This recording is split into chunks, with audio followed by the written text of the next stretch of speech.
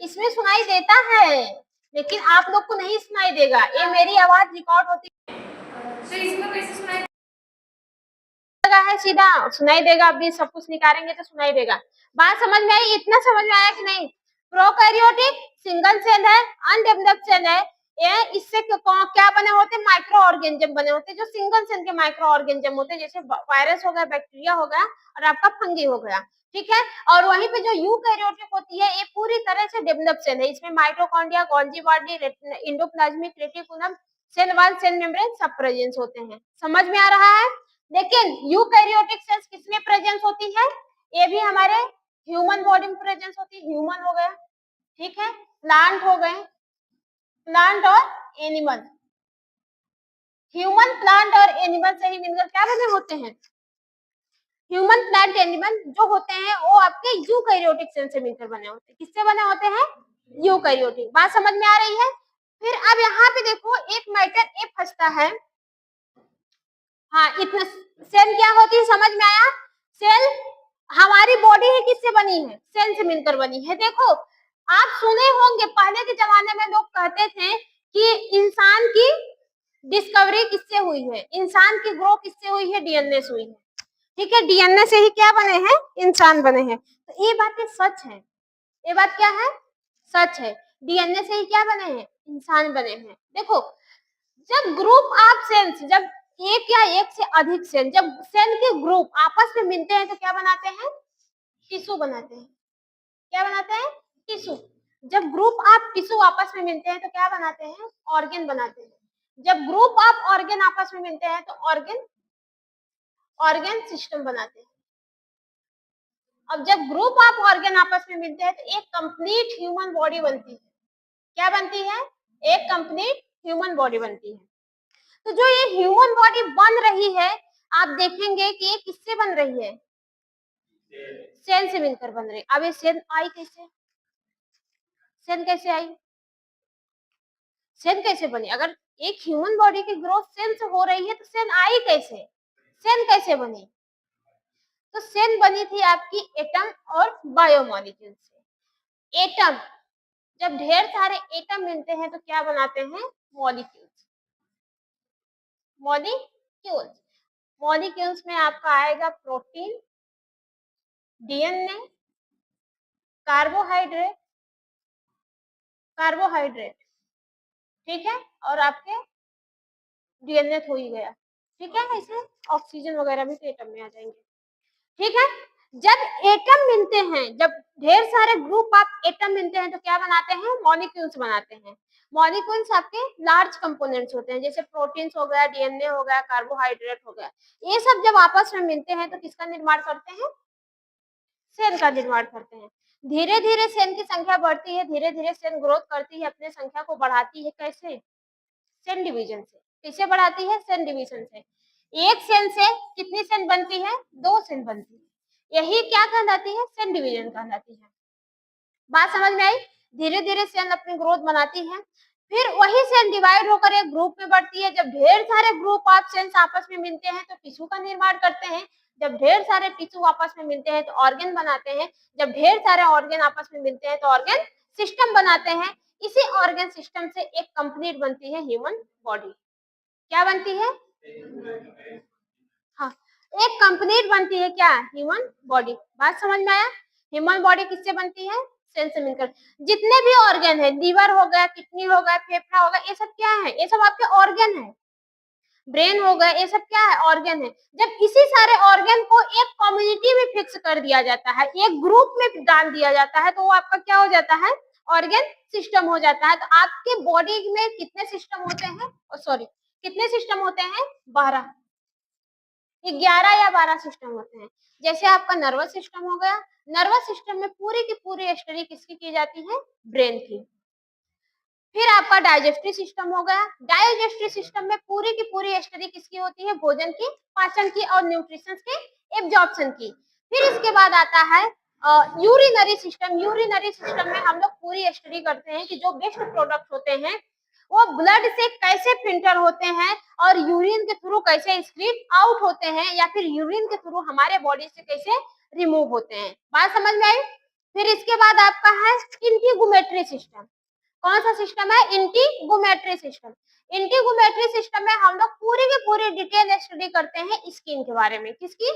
Skin के बारे में। स्किन क्या है, कैसे बनती है, ब्लड वेसल्स हमारी होती है तो कितने कौन से लेयर में पाई जाती है, ठीक है, कितनी लंबी होती है। हमारे बॉडी का सबसे, अगर हमारे बॉडी का कोई पार्ट है, कोई सबसे बड़ा ऑर्गन है तो क्या है? स्किन है, ठीक है, क्योंकि स्किन कहीं से भी कट पिट होकर ज्वाइंट नहीं हुई है, ठीक है। और सबसे बड़ा ऑर्गन अगर कोई बोलेगा तो क्या है? स्किन है। बात समझ में आई? फिर इसके बाद आपका ऐसे बहुत सारे सिस्टम आते हैं, कार्डियक सिस्टम आते हैं, कार्डियक सिस्टम में आप हार्ट की स्टडी करते हैं। ऐसे बहुत सारे सिस्टम आते हैं, ऐसे बहुत सारे क्या 12 सिस्टम आते हैं जो पूरे के पूरे ह्यूमन बॉडी के बारे में बताया जाता है। अगर आप प्रॉपर तरीके से 12 के 12 सिस्टम को पढ़ लिए, आप एकदम मतलब बेस्ट स्टूडेंट कहलाएंगे ह्यूमन बॉडी का। बात समझ में आई कि नहीं? एकदम प्रॉपर तरीके से। लेकिन इतना मामूली भी नहीं होता है। सेल क्या होती है, समझ में आया? सेल से ही क्या बनती है? एक ह्यूमन बॉडी की ग्रोथ होती है। अब देखो सेल से ही क्या, सेल से ही ह्यूमन बॉडी बनती है। अब देखो यहाँ पे बोला क्या है? Cell division. क्या है? Cell division. बात समझ में आई? अब सेल डिवीजन प्रोसेस क्या होती है, पहले समझ लो कि सेल डिवीजन क्या होता है। जब हमारी एक सेल 2 सेल में कन्वर्ट होती है, यही क्या कहलाता है? Cell division. जब एक सेल हूबहू अपने जैसी 2 सेल बना दे, वही क्या कहलाती है? Cell division. अब सेल डिवीजन क्या होता है? Cell division it is a process by which a parent cell, कौन सी cell? Parent cell, divided into the 2 more daughter cell, 2 या 2 से अधिक डॉटर सेल में। इसमें देखो पेरेंट सेल, पेरेंट्स मतलब समझ रहे हो? पेरेंट्स मतलब मम्मी पापा, ठीक है। एक पेरेंट सेल्स जब अपने सेल्स को डॉटर सेल में कन्वर्ट करती है, जब अपने ही सेल से 2 नई सेल बनाती है, वो आपकी डॉटर सेल कहलाती है। यहाँ पे पेरेंट सेल आपकी ये है, ठीक है। एक पेरेंट सेल, पेरेंट सेल से क्या बनता है? Daughter cells. डॉटर सेल, एक पेरेंट सेल क्या होगा? एक आपका मेटरनल होगा, एक आपका पेटर्नल होगा। मेटरनल मतलब माता, पेटर्नल मतलब पिता। यहाँ से स्पर्म, स्पर्म और एग, बात समझ में आई? स्पर्म और एग जब आपस में फर्टिलाइजेशन करते हैं, फर्टिलाइजेशन नहीं, फर्टिलाइजेशन, ठीक है। जब फर्टिलाइजेशन करते हैं तो क्या बनाते हैं? एक पेरेंट सेल बनती है। बात समझ में आई? एक प्रॉपर तरीके से क्या होती है? पेरेंट सेल बनती है। इसी पेरेंट सेल से क्या बनती है? 2 डॉटर सेल बनती है। बात समझ में आई? क्या बनता है? 2 डॉटर सेल, मतलब पेरेंट सेल से क्या बनती है? डॉटर सेल बनती है। बात समझ में आया कि नहीं? ये डीएनए यहाँ पर आएगा तो डीएनए रेप्लिकेशन होगा, वो अभी हम सेल डिवीजन में पढ़ लेंगे अच्छे तरीके से, ठीक है। पेरेंट सेल समझ में आया सबको? समझ में आया कि नहीं पेरेंट सेल? तो सेल डिवीजन क्या है? सेल डिवीजन एक टाइप की प्रोसेस होती है जिसमें पेरेंट सेल्स 2 या 2 से अधिक सेलों में डिवाइड होती हैं, जिसे हम लोग डॉटर सेल के नाम से जानते हैं। बात समझ में आई? अब देखो आखिर आपके बॉडी में सेल डिवीजन होता क्यों है? सेल डिवीजन क्यों होता है? इतने बड़े कैसे हो गए? इतने बड़े कैसे?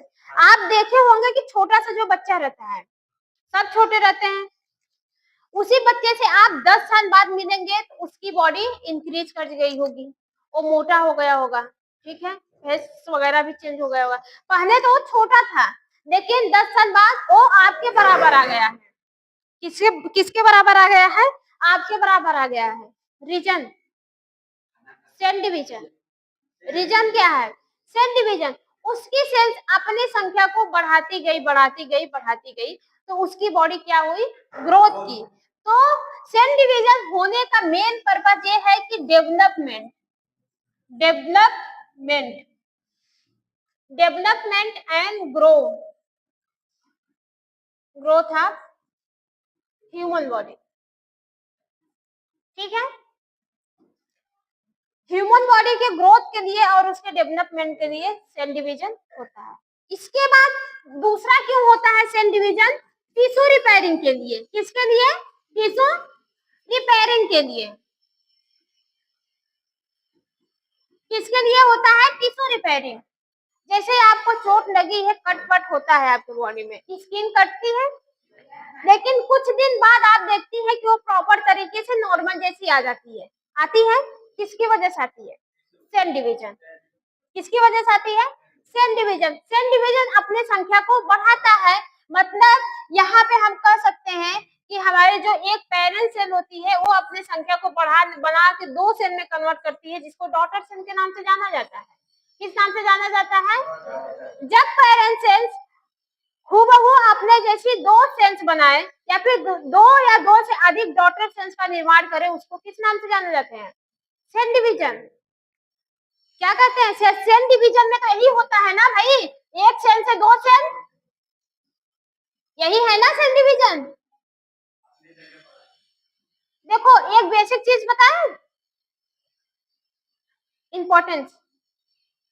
पहले लोग कहते थे, पहले, हाँ एक नोट्स लिखो। नोट्स क्या बता रहे हैं? कैंसल जानते हो कैसे होता है? कैंसल किससे होता है? कोशिका से होता है। Unwanted growth of sales.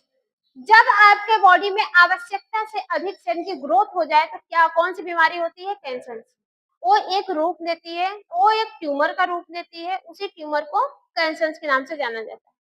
पहले सब लोग कहते थे कैंसर का ट्रीटमेंट नहीं है, पहले सब लोग कहते थे कैंसर का ट्रीटमेंट नहीं है। ऐसा नहीं है कि कैंसर का इलाज, कहते थे कैंसर को रोका थामा जा सकता है, लेकिन कैंसर का ट्रीटमेंट नहीं है। खुशी को मारो या फिर उसके मुंह में एक कुछ भी ला के पत्थर जमा कर दो।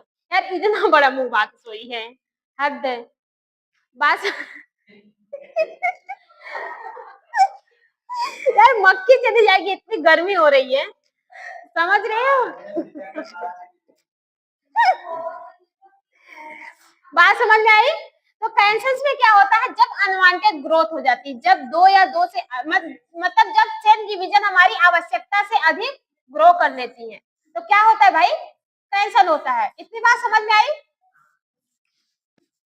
कैंसर क्या है?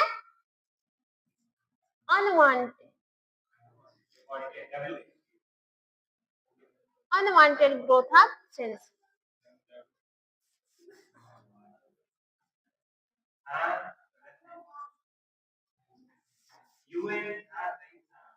आवश्यकता से अधिक, आवश्यकता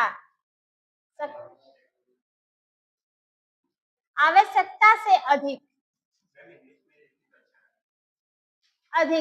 जब सेल की ग्रोथ हो जाती है, जब सेल की क्या हो जाती है? ग्रो हो जाती है, ग्रोथ हो जाती है, तो वो एक बीमारी का नाम लेता है, जिसको हम लोग ट्यूमर के नाम से जानते हैं। इसी ट्यूमर को आगे चल के कैंसर के नाम से जाना जाता है। यही बात समझ में आई? पहले के जमाने में क्या होता था? कैंसर की ट्रीटमेंट नहीं था, लेकिन कैंसर को रोका जाता था।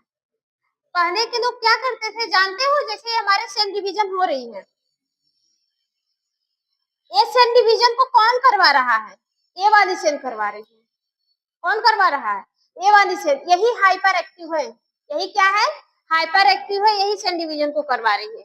पहले के जमाने में लोग क्या करते थे? इसी सेल डिवीजन को यहीं से, जो सेल बन रही थी, जो नई सेल बन रही थी, उसको यहीं से काट देते थे, काट के या फिर ट्रीटमेंट करके निकाल देते थे, बोलते थे कैंसर खत्म। लेकिन फिर यही सेल फिर डिवाइड करने लगती थी। क्यों? क्योंकि इसका ये वाला जो मेन है, जो टारगेट सेल्स है, ये टारगेट सेल्स ये वही की वही रहती है। ये क्या करती है? वही रहती है। इसको कोई नहीं छेड़ता था, किसी को पता ही नहीं था। लेकिन एक्चुअल में जो सेल डिवीजन करवा रही है वो ये सेल करवा रही है। तो पहले के लोग इस सेल को निकालते थे, इस सेल को निकालते थे, लेकिन यहाँ पे फिर भी सेल की ग्रोथ एक समय तक हो जाती थी। लेकिन अब प्रॉपर तरीके से कैंसर का ट्रीटमेंट आ गया है। अब के समय में जो कैंसर का ट्रीटमेंट होता है वो टारगेट साइट ऑफ सेल्स को खत्म किया जाता है। इन सबको नहीं नष्ट किया जाता है। किसको नष्ट किया जाता है? टारगेट साइट ऑफ सेल्स, जहां से सेल की ग्रोथ हो रही है। बात समझ में आई? जहां से सेल की ग्रोथ हो रही है वहां से। देखो एक मैग्नेटिक फील्ड वाला है, होता है ना मैग्नेटिक टेक्निक, उसमें क्या करते हैं? जैसे चुंबक को खींचने वाला है, जो टारगेट, जैसे ये हमारे सेल है, ये सेल डिवीजन करवा रही है, यहाँ पे मैग्नेटिक का एक रिसेप्टर लगा देते हैं। क्या लगा देते हैं? मैग्नेटिक का एक रिसेप्टर लगा देते हैं। और हाँ ठीक है। और क्या करते, जो दवा होती है ना, दवा के साथ भी एक मैग्नेटिक भर देते थे, फिर वो उसको ब्लड में इंजेक्ट कर देते थे, तो ये भी चुम्बक को भी चुम्बक आपस में खींच के साइट ऑफ एक्शन पे पहुंच के इस सेल को खत्म कर देती थी। बात समझ में आई? क्या करती थी, इस सेल को खत्म कर देती थी ऑटोमेटिक। अगर ये सेल खत्म तो ये वाली सेल भी क्या हो गई, खत्म हो जाती है। बात समझ में आई? ऐसे होता है कैंसर का ट्रीटमेंट। कैंसर जो सेल, देखो अब कैंसर में क्या होता है कि बाल वगैरह भी झड़ जाते हैं, बाल वगैरह भी झड़ जाते हैं, लेकिन ये कोई रीजन ही नहीं है। पता है, कहते हैं ना कि बाल उतरवा दो नहीं तो झड़ जाएगा। देखो बाल तो झड़ जाएगा, जो दवा चलती है कैंसर में, वो क्या होती है कि जो सेल सबसे ज्यादा ग्रो करती है ना उसको अफेक्ट करती है, जो सेल सबसे ज्यादा ग्रो करती है उसको अफेक्ट करती है। अब हमारे बॉडी में जो बाल होता है ना सबसे ज्यादा बढ़ता है, बाल की जो सेल है वो सबसे ज्यादा ग्रो करती है, वो अपनी संख्या को बढ़ाते देखते हो ना कि बहुत लोग को काफी काफी बड़ा बाल रहता है कभी कभी। तो जो कैंसर का जो कीमोथेरेपी होता है वो बढ़ती हुई सेल्स को, जो सेल सबसे ज्यादा अपना ग्रोथ करवा रही है उसको खत्म करती है। भाई सेल ग्रोथ से होता है कैंसर, तो जो सेल सबसे ज्यादा अपना ग्रोथ करवाती है उसको खत्म करने का काम करती है। तो जो हमारा हेयर होता है, नाखून होता है, इसकी सेल्स बहुत ज्यादा ग्रो करती है, ठीक है। तो उसका थोड़ा सा इफेक्ट आपके बाल पर भी दिखता है, तो वहां पे आपका बाल झड़ जाएगा। आपका बाल झड़ेगा इससे पहले उतरवा दो, ठीक है। फिर बाद में ठीक भी हो जाता है, जब कैंसर का वो जो इफेक्ट रहता है वो खत्म होता है तो आपका बाल नॉर्मल तरीके से फिर आने लगता है। बात समझ में आई?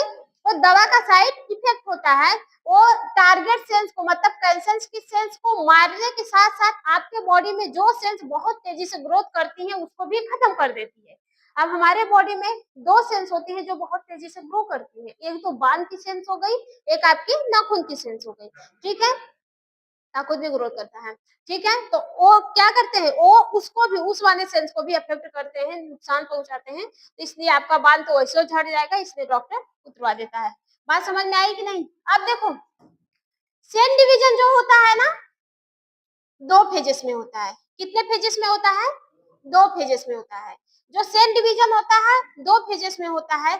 इसमें एक आपका होता है माइटोसिस। क्या होता है? माइटोसिस। एक आपका होता है मियोसिस। माइटोटिस, माइटोटिस है, माइटोटिस, माइटोसिस, माइटोसिस, ठीक है। एक आपका होता है मियोसिस।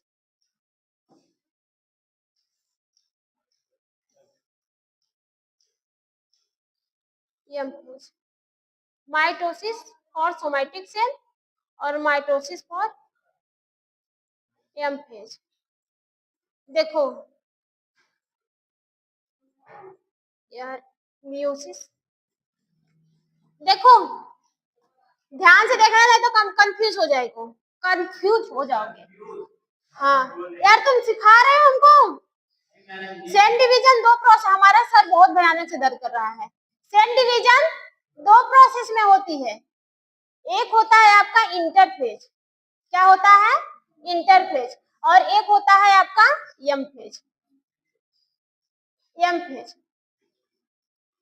एक होता है इंटरफेज, एक आपका होता है एम फेज। जो इंटरफेज होता है, जिसको हम लोग इंटरफेज के नाम से जानते हैं, एक माइटोसिस वाली भी दो प्रोसेस में होती है, जो माइटोसिस की सेल होती है। देखो पहले दो प्रोसेस, देखो जो सेल डिवीजन होता है वो दो टाइप में होता है। एक आपका होता है माइटोसिस, एक आपका क्या होता है? मियोसिस। पहले माइटोसिस को समझते हैं। जो माइटोसिस होती है इसमें एक सेल से दो सेल में कन्वर्ट होती है, मतलब वन पेरेंट सेल से टू डॉटर सेल बनती है, ठीक है। लेकिन मियोसिस में क्या होता है, एक सेल से चार सेल्स बनती है। कितनी सेल बनती है?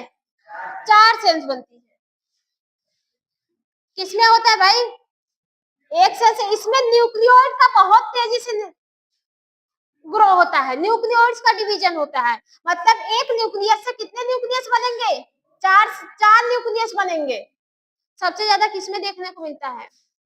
नारियल के पानी में। नारियल जो होता है, नारियल, नारियल का पानी क्यों इतना न्यूट्रिएंट रहता है?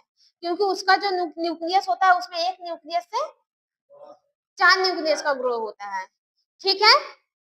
बात समझ में आई? तो मियोसिस में एक सेल से 4 सेल्स बनती हैं, मतलब 1 पेरेंट सेल से 4 डॉटर सेल बनती हैं। लेकिन जो माइटोसिस होता है, माइटोसिस में एक पूरे क्लास में कहां डिस्टर्ब कर रहे हो, कहां बात कर, तुम उठो वहां पे जाओ पीछे, बोलो मत। मियोसिस में क्या होता है कि 1 डॉटर सेल से 4 डॉटर सेल बनती हैं, लेकिन जो माइटोसिस में होता है उसमें 1 पेरेंट सेल से 2 डॉटर सेल बनती है। इतना कंफ्यूजन के लिए मियोसिस में 4 डॉटर सेल बनती है, माइटोसिस में 2 डॉटर सेल बनती है। इतनी बात समझ में आई। अब देखो किसको देखते हैं, सबसे पहले माइटोसिस को देखते हैं। किसको देखते हैं, माइटोसिस। माइटोसिस आपके 2 फेजेस में होती है। देखो यहाँ पे माइटोसिस किसके साथ होती है, पहले तो सोमैटिक के साथ होगी। किसके साथ होगी, सोमैटिक के साथ। ये जो सोमैटिक सेल होती है इसको हम लोग सिंगल सेल के नाम से भी जानते हैं। किस नाम से जानते हैं, सिंगल सेल के नाम से भी जानते हैं। हमारी जो बॉडी होती है वो किस सेल से मिलकर बनती है, सिंगल सेल से कि मल्टी सेल से, हाँ मल्टी सेल से मिलकर बनी होती है। ठीक है, सिर्फ एक ह्यूमन बॉडी में जो मदर्स होती हैं, मदर माता, मैटरनल सेल्स और पैटर्नल सेल्स में सिर्फ एक और स्पर्म ही सिंगल सेल होते हैं, बाकी पूरी की पूरी क्या होती है, मल्टी सेल्स होती है। बात समझ में आई, समझ में आया, नहीं समझ में आया, आया कि नहीं, मतलब क्या हुआ जी, नहीं समझ में आया। एक ह्यूमन बॉडी में मतलब जो एक और स्पर्म होते हैं उसको मेल का स्पर्म और फीमेल का एग, जी एक कौन सी सेल है, ये सिंगल सेल है, या नहीं भाई, सिंगल सेल है। और बाकी की बाकी जो हमारी पूरी बॉडी है किससे मिलकर बनी है, मल्टी सेल्स है। इतनी बात समझ में आई। तो जो सोमैटिक सेल्स है, सोमैटिक सेल्स मतलब क्या होता है, सिंगल सेल। यहाँ पे क्या होता है, यहाँ जो सोमैटिक सेल्स होता है, पहले तो समझो माइटोसिस। माइटोसिस 2 फेज में होती है। किस फेज में होती है, 2 फेज में होती है। एक आपका होता है इंटरफेज, एक आपका क्या होता है, इंटरफेज, दूसरा क्या होता है, एम फेज। एक आपका होता है इंटरफेज, एक आपका होता है एम फेज। इंटरफेज को ना प्रीपेयरिंग फेज के नाम से जानते हैं। किस नाम से जानते हैं, प्रीपेयरिंग फेज से। प्रिपेयर करना, कोई भी चीज को बनाना।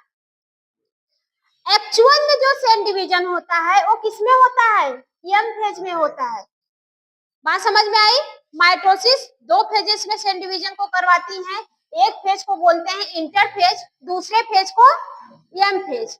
ठीक है, एक्चुअल में जो हमारी सेल जो बढ़ती है एक सेल से जो 2 सेल में कन्वर्ट होती है वो किसमें होती है, एम फेज।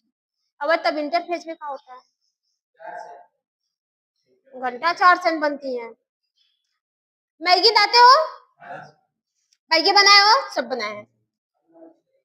एक मैगी को बनाने से पहले मैगी में क्या क्या चाहिए, प्याज चाहिए, टमाटर चाहिए, गाजर चाहिए, अब तो बंद हो गया, शिमला मिर्च चाहिए, पानी चाहिए, मसाला चाहिए, देसी, हाँ नमक भी स्वादानुसार, और कुछ नहीं चाहिए तो मैगी अच्छी नहीं लगती है। मजा आता है, हम बता रहे हैं। अगर वैसा मैगी बनाना है, लहसुन अदरक का पेस्ट आता है, ठीक है, थोड़ा सा तेल डालो, लहसुन अदरक का पेस्ट डालो, उसमें इतना सा चीनी डाल दो, चीनी उसको सिर्फ 1 मिनट तक गैस पे धीमी फ्लेम पे पकाकर पानी डाल के मैगी रख दो। एक नंबर की, गजब, मजा आ जाता है। क्या यार लेकर आओ, टीचर हूँ कि कुकिंग वाली हूँ, हद है यार, समझ ही नहीं आता है। कभी मैडम चाय पिला दीजिए, कभी ये कर दीजिए बना। देखो मैगी बनाने के लिए क्या होता है कि पहले आपको टमाटर, प्याज, मिर्चा की जरूरत पड़ती है। ऐसा नहीं है कि तुरंत बस कढ़ाई रखे मैगी बनाना शुरू कर दिया, ऐसा नहीं। पहले आप प्याज को काटेंगी, टमाटर को काटेंगी, मैगी को डालेंगी, उसमें का मसाला निकालेंगे, उसको सब कुछ अलग अलग करेंगे, तब जाके आप गैस को जलाएंगे। ऐसा नहीं है गैस को जला दी है बस मैगी रखे हो जाए, ऐसा तो है नहीं। पहले आप क्या करेंगी, मैगी को बनाने के लिए मैगी में जो जो भी सामान पड़ते हैं उसको बनाएंगे, उसको प्रिपेयर करेंगे। क्या करेंगे, उसको प्रिपेयर करेंगे, तब जाके मैगी, फाइनल में मैगी बनाएंगे। ठीक है, आ रहा है कि नहीं आ रहा है?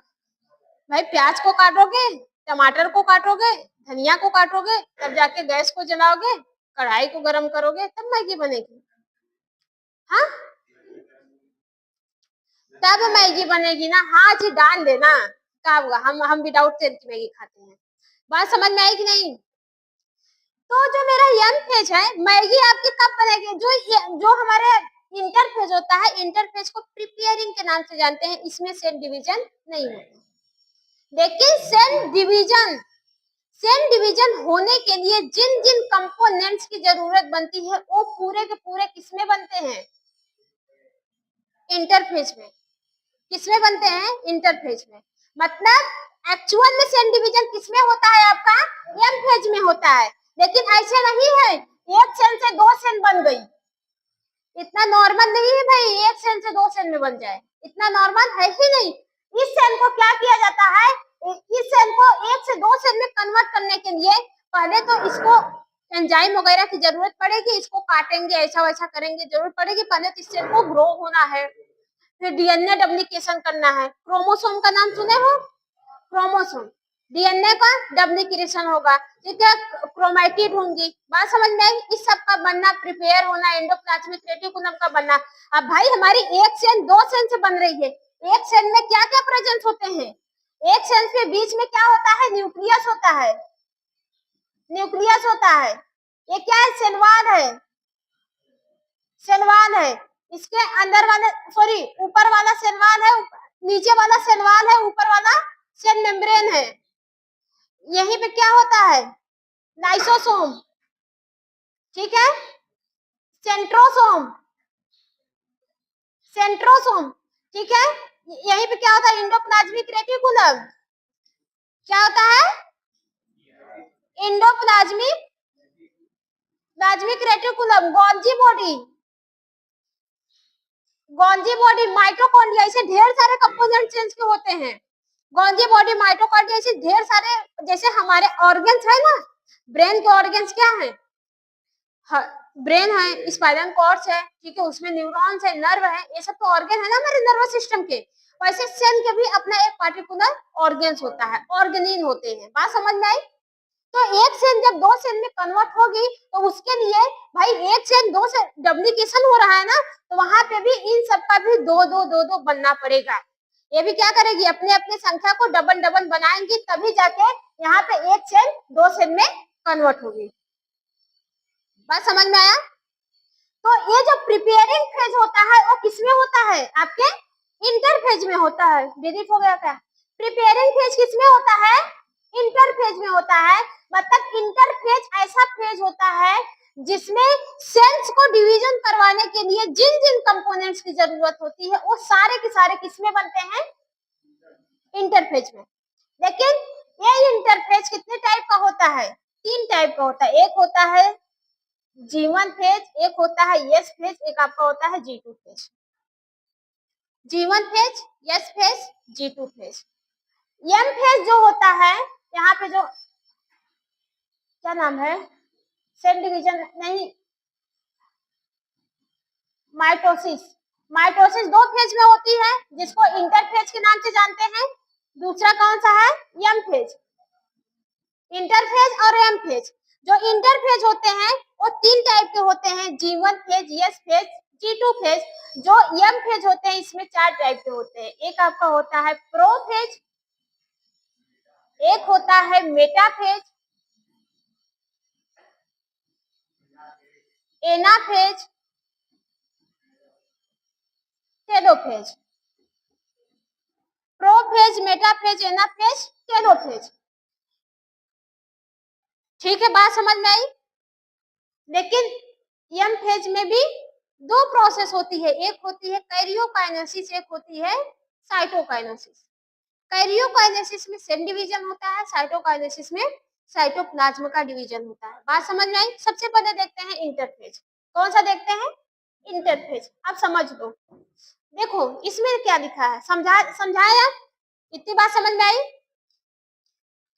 Mitosis it is the process by which a single eukaryotic cells, ठीक है, डिवाइडेड इनटू या फिर प्रोड्यूस दो genetically identical daughter cells. Genetically identical, अरे इतना डिटेल में भी नहीं देना था। चैट जीपीटी बहुत ज्यादा डिटेल में दे रहा है। माइटोसिस क्या है? माइटोसिस जो होती है किसकी होती है? सोमैटिक सेल्स की होती है। बात समझ में आई? Mitosis it is a process, एक टाइप की प्रोसेस होती है जिसमें जो सिंगल यूकैरियोटिक होती है, single cell eukaryotic, single cells क्या होती है? एग और स्पर्म। बात समझ में? सिंगल यूकैरियोटिक सेल डिवाइड होते हैं टू जेंटली डॉटर सेल में। कितने सेल में? डॉटर सेल्स में। It consist of the several phases, stage. लेकिन ये कितने स्टेज में बने होते हैं? बहुत सेवरल, सेवरल मतलब बहुत ज्यादा फेजेस में क्या होते हैं? बने होते हैं, जिसमें से आपका होता है इंटरफेज। इंटरफेज को यहाँ पे बोला है प्रिपेयर फॉर सेल डिवीजन या फिर ग्रोइंग एंड रेप्लिकेशन। इंटरफेज जो होते हैं इसमें सेल का प्रिपेयरिंग होता है, सेल को ग्रो कराने के लिए, डीएनए का रेप्लिकेशन करवाने के लिए उसको बनाया जाता है। एक्चुअल में सेल डिवीजन इंटरफेज में होता ही नहीं है, इसमें से सारे का सारा क्या बनाया जाता है, डीएनए रेप्लिकेशन करके रख लिया जाता है, एंडोप्लाज्मिक रेटिकुलम को रेप्लिकेशन करके रख लिया जाता है, ठीक है। सेल को ग्रो करवाया, भाई मैच्योर होगी तभी ना होगा। अब वो सेल एक सेल से दूसरा, अब दो सेल्स बनाने वाली है, एक सेल से एक नई सेल बनने वाली है, तो वो सेल प्रॉपर तरीके से मैच्योर होगी तभी ना होगा, तभी सेल डिवीजन करवाएगी। काजी अंशिका, अंशिका सुन, खत्म, बाय बाय, टाटा। बात समझ में आई? तो वो सब किस में बनता है? इंटरफेज में बनता है। लेकिन इंटरफेज कितने टाइप के होते हैं? 3 टाइप के होते हैं। G1 फेज, जिसको गैप 1 फेज बोलते हैं, G2 फेज, और एक आपका होता है यस फेज होता है, फिर G2 फेज। इसके अलावा एक और फेज आता है जिसको हम लोग बोलते हैं G नॉट फेज। नाम सुने? G not phase. G not phase ऐसी सेल होती है, जैसे सेल डिवीजन हुआ, सेल डिवीजन हुआ, कुछ सेल तो कंटिन्यू अपना ग्रोथ इन करेंगी, साइकिल चलते रहेगी, सेल डिवीजन का साइकिल चलती रहेगी। बात समझ में आई? सबसे पहले समझो, पहले तुमको हम सेल डिवीजन ही बता देते हैं, तब समझ में आएगा। ओहो, देखो सेल डिवीजन में क्या होता है,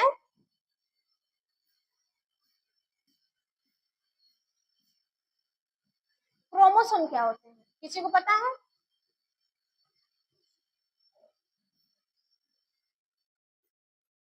साफ नहीं हो रहा है, रुको हम जा रहे हैं इस पे। कहाँ पे गया? इस पे चलते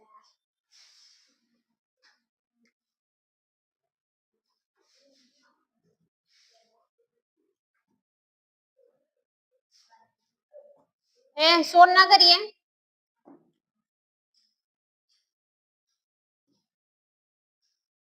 इसको लेते हैं। देखो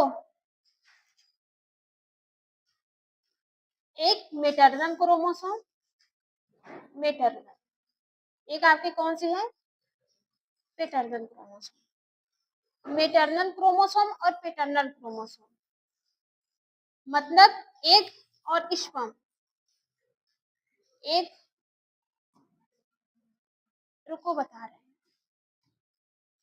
पढ़े नहीं हो क्या जी रिप्रोडक्टिव सिस्टम? हाँ,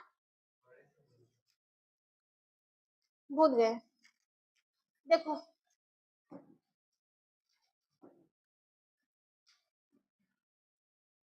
एग और स्पर्म जब दोनों आपस में मिलते हैं तो क्या बनाते हैं? जाइगोट। क्या बनाते हैं? जाइगोट। एग और स्पर्म, जाइगोट क्या है? सिंगल सेल है कि मल्टी सेल है? जाइगोट क्या है? मल्टी सेल है। सिंगल सेल इसमें से क्या है? एग और स्पर्म। एक ह्यूमन बॉडी की जो निर्माण होती है, जो एक ह्यूमन बॉडी बनती है, वो किससे बनती है? सिंगल सेल से बनती है। किससे बनती है? सिंगल सेल से बनती है। ये जाइगोट बना, फिर ये जाइगोट किसमें जाएगा? यस1 फेज, G1 फेज में जाएगा। किसमें जाएगा?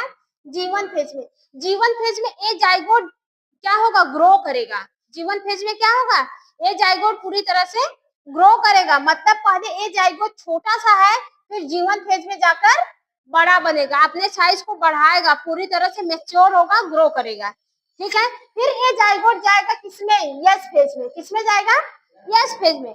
यस फेज में कुछ नहीं होता है, यस फेज में सिर्फ होता है DNA replication. DNA replication, DNA replication का मतलब होता है हूबहू एक कॉपीज और बनना। डीएनए का जीरोक्स बनता है। किसका बनता है, जो क्रोमेटिड होती है, जो क्रोमोसोम होते हैं, उसका बनता है। बात समझ में आई। डीएनए का क्या बनता है, जीरोक्स बनता है। किसमें, यस1 फेज में। मतलब ये जो आपका डीएनए होता है, ये रेप्लिकेट करके, रेप्लिकेशन करके कितना डीएनए बनाता है, 2 डीएनए बना देता है। एक डीएनए से कितने डीएनए बनते हैं, 2 डीएनए बनते हैं। ठीक है, ये प्रोसेस किसमें होती है, नहीं समझा, रुको बता रहे हैं। जैसे देखो, ये हमारी सेल है, इसमें एक क्या है, डीएनए है, जिसको क्रोमोसोम बोल रहे हैं। क्या है, डीएनए है, क्रोमोसोम। ठीक है, इससे 2 बनेगा। मतलब ये क्या करेगी, ये जीवन फेज में, जीवन फेज में मैच्योर हुई। ठीक है, प्रॉपर तरीके से क्या हुई, मैच्योर हुई। फिर ये किसमें गई, यस फेज में। किसमें गई, यस फेज में। यस फेज में क्या होता है, इसका डीएनए रेप्लिकेशन होता है। यस फेज में क्या होता है, सेल का डीएनए रेप्लिकेशन होता है। मतलब ये सेल अपने डीएनए को रेप्लिकेट करेगी। दूसरे में जब इसका डीएनए रेप्लिकेशन होगा, रेप्लिकेशन, इसमें जो सेल होती है वो अपने इस डीएनए को 2 कॉपी बना देती है। क्या बना देती है, 2 कॉपी, हूबहू 2 कॉपी बना देती है। ठीक है, कितनी कॉपीज बनाती है, 2 कॉपीज बना देती है। फिर एक्चुअल में यहाँ पे जब इसका सेल डिवीजन होता है, तो एक क्रोमोसोम इसमें आ जाते हैं और एक क्रोमोसोम इसमें आ जाते हैं। एक क्रोमोसोम इसमें आ जाएंगे और एक क्रोमोसोम इसमें आ जाएंगे। यही प्रोसेस होती है क्या,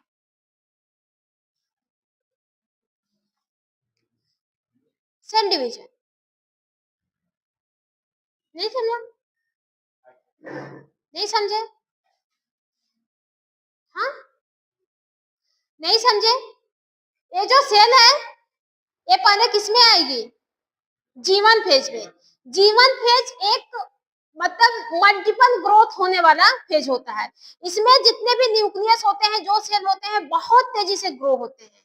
क्या होते हैं, बहुत तेजी से ग्रो होते हैं। इसमें डिफरेंट टाइप की एंजाइम बनती है। ठीक है, बहुत टाइप की एंजाइम बनती है। ठीक है, जो मेटाबॉलिक प्रोसेस होती है वो किसमें होती है, जीवन फेज। इसीलिए जीवन फेज को मेटाबॉलिक एक्टिव फेज के नाम से जाना जाता है। मेटाबॉलिक एक्टिव फेज, क्योंकि उसमें केमिकल रिएक्शन बहुत तेजी से होते हैं।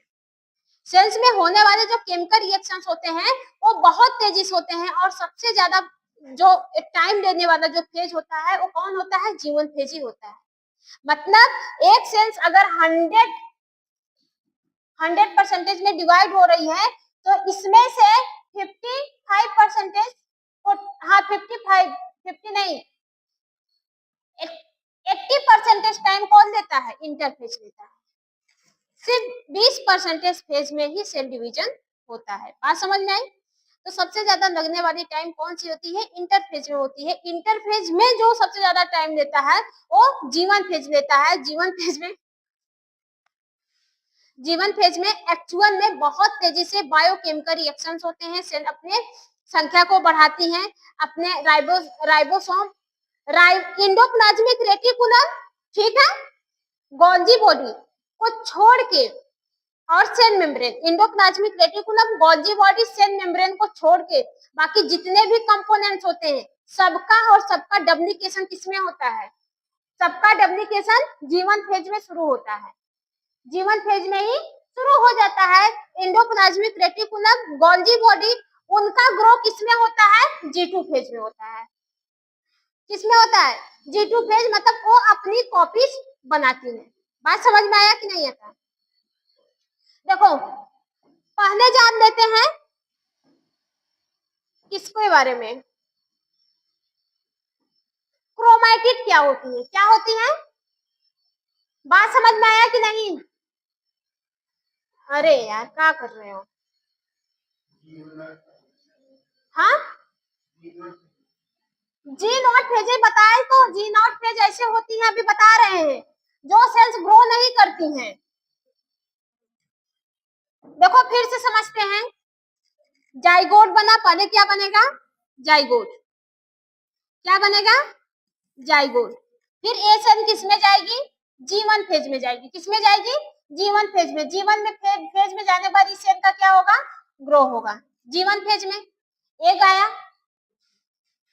और क्या है? स्पर्म। एक और स्पर्म जब आपस में मिलते हैं तो क्या बनाते हैं? फर्टिलाइजेशन। कौन सी प्रोसेस होती है? फर्टिलाइजेशन। फर्टिलाइजेशन क्या होता है? फर्टिलाइजेशन। फर्टिलाइजेशन में क्या होता है? एक जाइगोट बनता है, ठीक है। ये जाइगोट जाएगा किसमें? G1 फेज में। G1 फेज एक टाइप की ग्रो वाली फेज होती है। कौन सी? Grow phase. मतलब ये जो सेल है ये प्रॉपर तरीके से ग्रो करेगी। फिर ये किसमें जाएगी? यस फेज में। किसमें जाएगी? यस फेज में। यस फेज में क्या होता है? डीएनए का रेप्लिकेशन होता है। यस फेज में क्या होता है? रेप्लिकेशन होता है। रेप्लिकेशन होता है। किसका रेप्लिकेशन होता है? डीएनए का। मतलब ये जो सेल्स होती है ये अपने दो सेल को बनाए, दो न्यूक्लियस को बनाएगी, एक यहाँ पे और एक यहाँ पे। बस फिर इसके बाद ये कहाँ पे जाएगी? G2 फेज में। किस में जाएगी? G2 फेज में। G2 फेज में भी ये सेल्स प्रॉपर तरीके से फिर ग्रो करेगी, ठीक है, प्रॉपर तरीके से फिर ग्रो करेगी। अब ग्रो करने के बाद यहाँ से इंटरफेज खत्म। यहाँ से क्या होता है? इंटरफेज खत्म। अब यहीं से शुरू होता है क्या? M phase. एम फेज में हमारे जो सेल्स होती है वो दो सेल में कन्वर्ट होती है।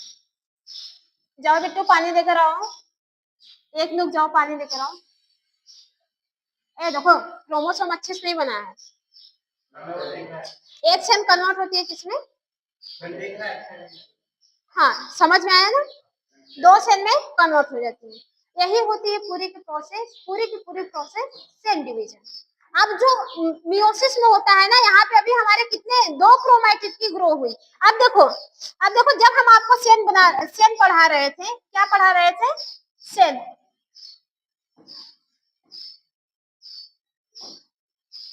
जब हम आपको सेल पढ़ा रहे थे तो हम बोले थे जो सेल होती है,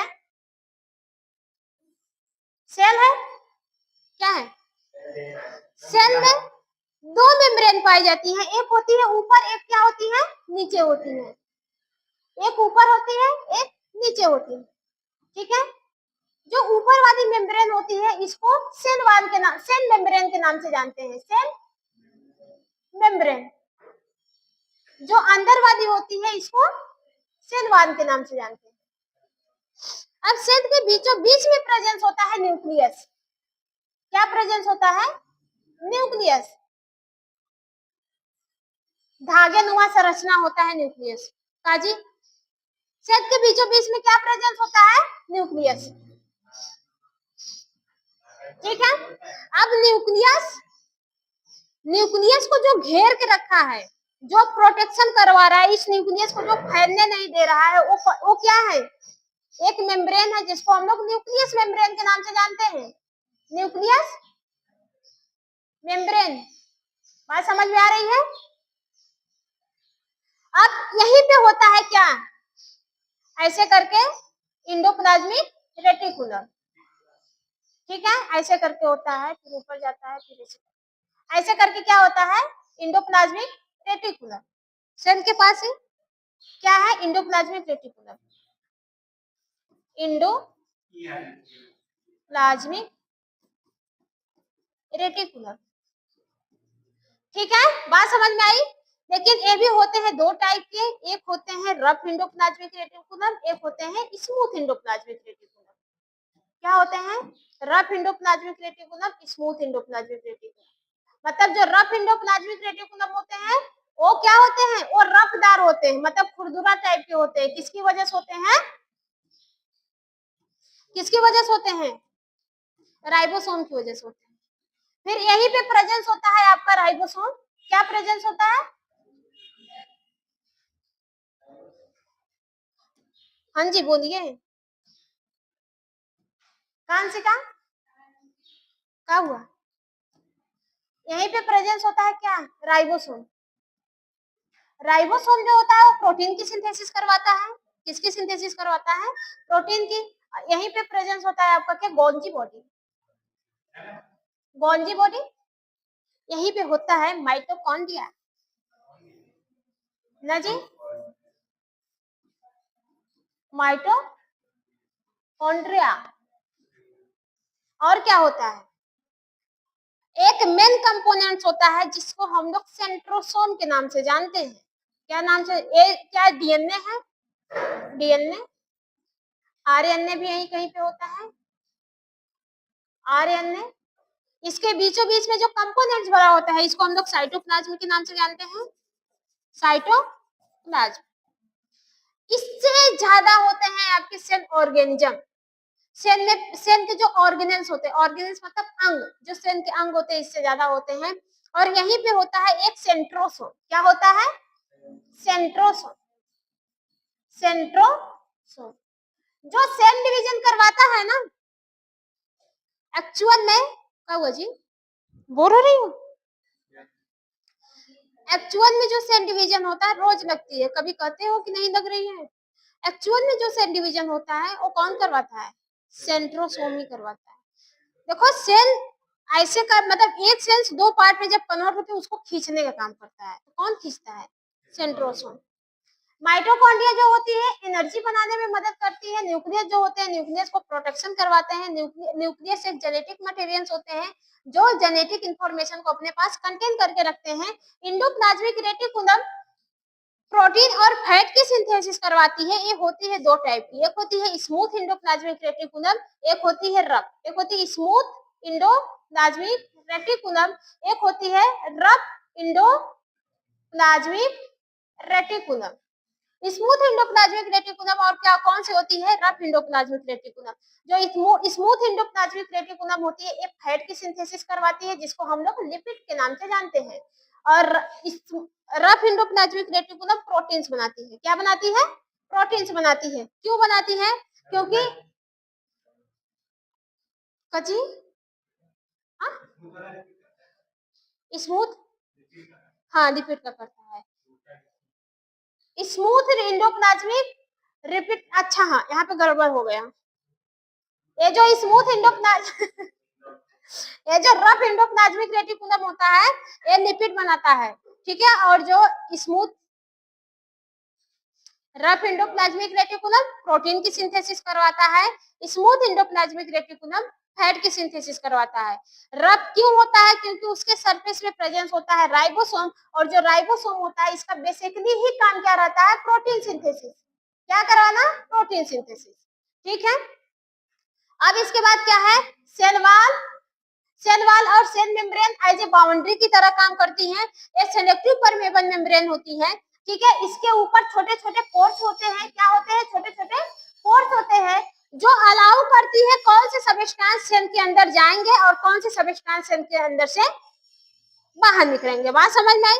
अलाउ करने का काम करती है। और क्या बचा है? इंडोप्लाज्मिक रेटिकुलम हो गया। जो प्लाज्मा साइटोप्लाज्म जो होता है ये सारे कंपोनेंट्स को अपने अपने अपने अपने जगह पे बांध के रखने का काम करता है, मतलब अपने अपने जगह पे इकट्ठा रखने का काम करता है। माइटोकॉन्ड्रिया एनर्जी बनाती है। गोल्गी बॉडी जो होता है कहाँ पे है? जो गोल्गी बॉडी होता है इसका बेसिकली काम क्या रहता है? माइटोकॉन्ड्रिया जो एनर्जी को बनाती है वही माइटोकॉन्ड्रिया के पास से एनर्जी को लेता है, ट्रांसफर करने का काम करता है बॉडी में जहां पे एनर्जी की रिक्वायरमेंट होती है। ट्रांसपोर्टेशन का काम करता है एनर्जी का, ठीक है। इसके बाद जो सेंट्रोसोम होता है मेन कंपोनेंट यही होता है जो सेल डिवीजन करवाता है। क्या करवाता है? सेल डिवीजन करवाता है। बात समझ में आई? आ जाओ सेंट्रोसोम पे। सेंट्रोसोम सेंट्रो क्या होगा?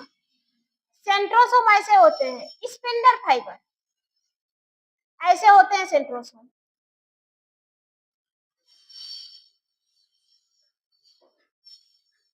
टू सेंट्रियोल होती है जो एक दूसरे के परपेंडिकुलर अटैच होते हैं, ठीक है। टू सेंट्रियोल्स होते हैं जो एक दूसरे के परपेंडिकुलर अटैच रहते हैं। इसी के बीचों बीच में कुछ लिक्विड कंपोनेंट्स पाए जाते हैं, ऐसे करके, ठीक है, ऐसे करके पूरा के पूरा क्या पाए जाते हैं, लिक्विड कंपोनेंट्स पाए जाते हैं। ऐसे बीचों बीच में क्या होते हैं, लिक्विड कंपोनेंट्स प्रेजेंट होते हैं। सिलिंड्रिकल शेप के दो स्ट्रक्चर्स होते हैं, ठीक है, दो ट्यूब होते हैं जो एक दूसरे के परपेंडिकुलर अटैच होते हैं, ठीक है, बात समझ में आई। और बीचों बीच में एक तरल लिक्विड कंपोनेंट्स पाए जाते हैं। जो सिलिंड्रिकल शेप के परपेंडिकुलर होते हैं ना, उससे दो धागेनुमा संरचना निकली होती है। क्या निकली होती है, दो धागेनुमा संरचना निकली होती है। रुको बता रहे हैं।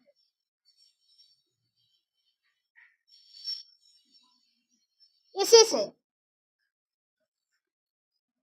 से ठीक है, हो जाओ। इसी से क्या होती है, दो धागेनुमा संरचना निकली होती है, जिसको हम लोग स्पिंडल फाइबर के नाम से जानते हैं। किस नाम से जानते हैं, स्पिंडल फाइबर।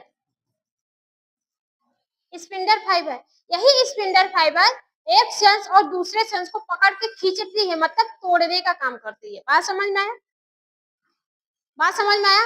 अब एक्चुअल में जो सेल डिवीजन होता है वो किसका होता है, क्रोमोसोम का होता है। किसका होता है, क्रोमोसोम। अब एक क्रोमोसोम दो टाइप के होते हैं। एक आप एनसीईआरटी के बुक में ऐसा वाला क्रोमोसोम देखे होंगे, ऐसा वाला, सॉरी,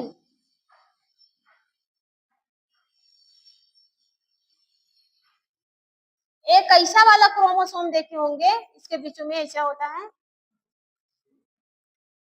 ऐसा वाला, और एक ऐसा क्रोमोसोम देखे होंगे, ठीक है, बटरफ्लाई देखे हो, ऐसा क्रोमोसोम मिला है, दोनों देखे हो। ये वही क्रोमोसोम है, ये भी वही क्रोमोसोम है, लेकिन इसका क्या हुआ है, डीएनए रेप्लिकेशन हो गया है इस क्रोमोसोम का। इसको हम लोग सिस्टर ऑफ क्रोमैटिड के नाम से जानते हैं। ये हमारे क्या है, ये हमारे क्या होते हैं, सेंट्रोमर होते हैं, बीच में जो पकड़ के रखता है, इसको क्या बोलते हैं, सेंट्रोमर के नाम से जानते हैं। और ये जो धागेनुमा संरचना जो दिख रही है, इसको क्रोमैटिड के नाम से जानते हैं, क्रोमैटिड, ठीक है। ये क्या होते हैं, सेंट्रोमर होते हैं, सेंट्रोमर होते हैं, और बीच वाली जो धागेनुमा संरचना होती है वो क्रोमैटिड होती है। अगर एक क्रोमैटिड सिंगल है, इसको सिंगल क्रोमैटिड के नाम से जानते हैं। लेकिन जब एक डीएनए रेप्लिकेशन होता है, क्या होता है, जब ये G1 फेज से GS फेज में जाएगी, तो इसका क्या होगा, डीएनए रेप्लिकेशन, मतलब एक क्रोमोसोम से दो क्रोमोसोम बनेगी। तो यहाँ पे आप देखेंगे कि कितने कितने क्रोमैटिड बन रही है, दो क्रोमैटिड बन रही है। कितनी क्रोमैटिड बनती है, दो क्रोमैटिड। एक क्रोमैटिड और एक क्रोमैटिड अपना एक हूबहू कॉपी बना लेती है, तो यहाँ पे दो क्रोमोसोम बन जाते हैं। तो ये क्या होते हैं, एक दूसरे के सिस्टर ऑफ क्रोमैटिड होती है, मारेंगे भगाएंगे। अब बदतमीज नहीं, क्या है जी, कब से बैठे शोर कर रहे हो, समझ नहीं आ रहा है, नहीं पढ़ रहा है, आउट हो जाओ, काहे परेशान करके रखे हो, पूरा का पूरा ध्यान तुम्हारे पे जा रहा है। पहली बात तो आगे बैठे हो, पीछे जाओ, ठीक है। ये सिस्टर ऑफ क्रोमैटिड कब होती है, जब डीएनए का रेप्लिकेशन होता है, मतलब डीएनए का रेप्लिकेशन किसका होता है, डीएनए का ही होगा। तो क्रोमोसोम में प्रेजेंट जो धागानुमा संरचना होती है वो क्या होती है, डीएनए ही होती है, ठीक है। इसका रेप्लिकेशन होता है, एस फेज में जाता है, तो रेप्लिकेशन करके अपने जैसे एक क्रोमैटिड अपने जैसा हूबहू जब दूसरा क्रोमैटिड बनाता है, तो उसी को एक दूसरे के सिस्टर ऑफ क्रोमैटिड के नाम से जानते हैं। समझ में आ रहा है, ये क्या है, एक दूसरे के सिस्टर ऑफ क्रोमैटिड है, सिस्टर ऑफ क्रोमैटिड। बात समझ में आई। जो एक्चुअल में सेल डिवीजन होता है इसी का होता है। बस ये जो हमारा स्पिंडल फाइबर होता है, ये जाके सेंट्रोमर से अटैच होता है। ये वाला स्पिंडल फाइबर इस सेंट्रोमर से अटैच होगा, और ये वाला स्पिंडल फाइबर इस सेंट्रोमर से अटैच होगा, और दोनों खींचेंगे आपस में। क्या करते हैं, दोनों आपस में खींचते हैं, तो अंत में जाके एक क्रोमैटिड अलग हो जाएगी और इस वाली क्रोमैटिड अलग हो जाएगी। बात समझ में आई। इंडो कहीं भी था या तोड़ने वाला, समझ में आया कि नहीं आया, नहीं समझ में आया कि नहीं। तो जो सेंट्रोसोम भी हमारे डबल होते हैं, ऐसा नहीं है कि एक ही सेंट्रोसोम कुल काम कर देगा, नहीं, यहाँ पे भी सेंट्रोसोम की डबल कॉपीज बनती है। किसमें बनती है? G1 फेज में, इंटरफेज में। तो इंटरफेज बेसिकली प्रिपेयरिंग फेज के नाम से जाना जाता है। उसमें सिर्फ और सिर्फ सेल के डिवीजन करवाने के लिए जिस जिस कंपोनेंट की जरूरत होती है सब के सब उसी में बनते हैं। बात समझ में? G1 फेज पढ़े कि बाद में पढ़ोगे? इंटरफेज पढ़ोगे कि बोर हो गए? पढ़ोगे? कितना कितना बजा जी? 12 बज गया। शोर नहीं करोगे तो मार क्यों उल्टा सीधा सुनते हो? निकल जाता है मुंह से गुस्से में। शांति से यार, जब जब देखते थे तब तब शरारत, मतलब सामने से कहे आंख में धूल झोंक रहे हो। कुछ नहीं बोलते हैं, नजरअंदाज करते हैं, तो इसका ये मतलब नहीं कि हमको पता नहीं है। आप यहाँ पर हैं, पता है किसकी कैपेसिटी क्या है, कौन क्या करता है, कौन कितना पढ़ता है। ठीक है, तो इतना भी बेवकूफ ना बनाइए। अगर ना बोलने का फायदा ना उठाइए आप लोग। ज्यादा बर्दाश्त करने की हद भी नहीं है, यही तो बात है।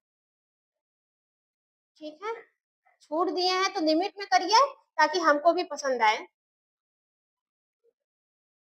और आप लोग को बेसिकली हम बता दें, आप लोग यहाँ पे ना सीखने आते हैं, गप्पेबाजी मारने के लिए नहीं आते।